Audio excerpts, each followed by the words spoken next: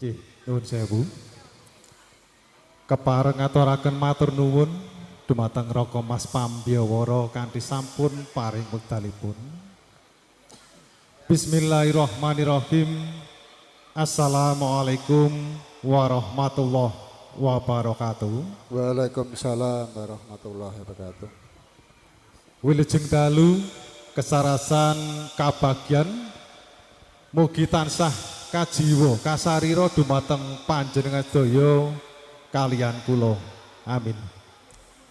Kula nuwun kunjuk dumateng para sepuh, para pinisepuh ingkang kinabekten, kunjuk dumateng para tamu sinedahan kakung lan putri ingkang winantu ing karahayon, langkung-langkung dumateng kadang besan sutresna kasinggihan Bapak Muhammad Badri sekalian ingkang winantu ing pakurmatan, maligi katur dumateng Bapak Muhtadi ingkang hangemban wajib luhur wonten ing madyaning bebrayan agung ingkang pantes kinurmatan.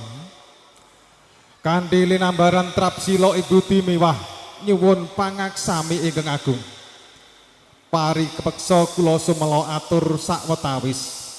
Boten ateges ngirangi ing reh subasita miwah tata krami nuwun nggih awit awrat mundi dawuh mradapa saking keparengipun tiyang sepuh kula kasinggihan Ibu Darwiyanti dalasan sedya keluarga ingkang pidalem wingking saking Banyu Biru RT sekawan RW 8 Desa Jatikuwung Gondang Rejo Karanganyar. Kula kinen matur ngaturaken wigatosing piswanipun sak keluarga wonten ing madyaning pahargyan wonten ing dalu kalenggahan.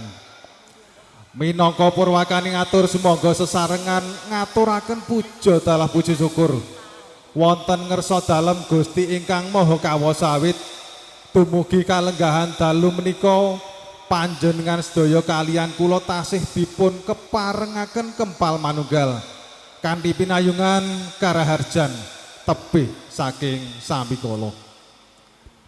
Menggah kalajenganipun atur ingkang sepisan Ibu Darwiyanti sedaya keluarga lumantar kula ngaturaken salam taklim.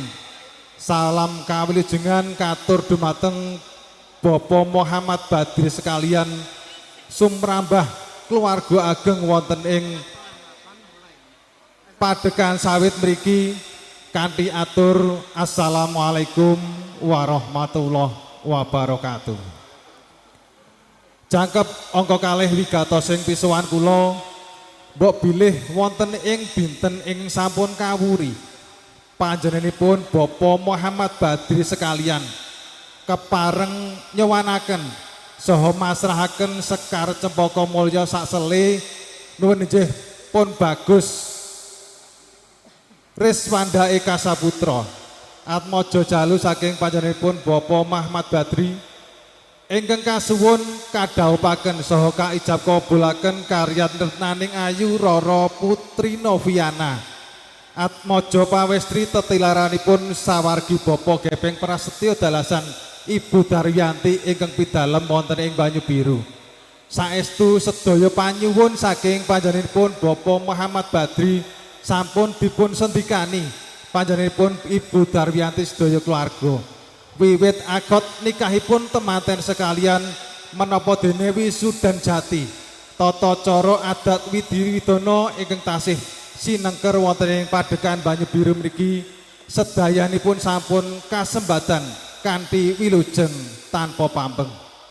Pramila wonten ing dalu kalenggahan netepi dawuh saking panjenenganipun Bapak Muhammad Badri temanten sekalian kula sewanaken saha kula pasrahaken dumateng panjenenganipun Bapak Muhammad Badri.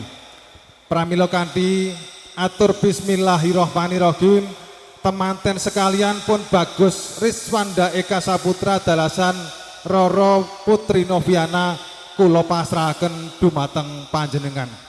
Borong anggenipun anggula wentah temanten sekalian nembok bilih cumondhok wonten ing padekan sawit ing mriki.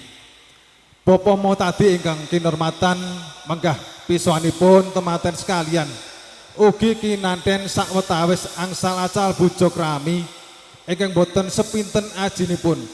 Mugi sedayanipun dados sarana rumaketipun anggenipun sami bebesanan. Bapak Muhtadi ingkang kinurmatan menggah sawanipun temanten sekalian. Ugi kadherekaken para sanak kadang tangga tepalih ingkang semanten kathahipun ingkang tartamtu kewala damel bot repotipun panjenenganipun Bapak Muhammad Badri sekalian.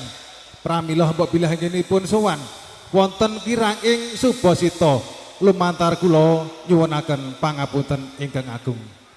Bapak Muhtadi ingkang kinurmatan mbok bilih pahargyan prasaja wonten ing dalu kalenggahan sampun cekap saha paripurna.